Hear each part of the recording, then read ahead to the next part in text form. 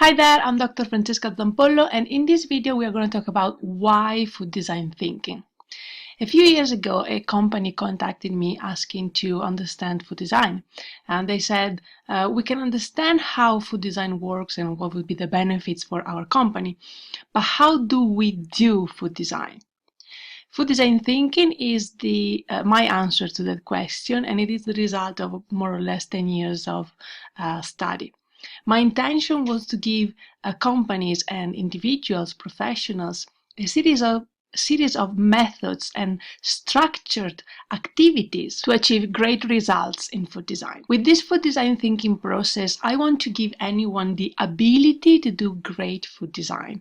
No consultants, no experts, just you, whoever you are, and whatever your background is. This food design thinking process is scalable, customizable, and flexible, so it can be fit to any companies and projects size and budget.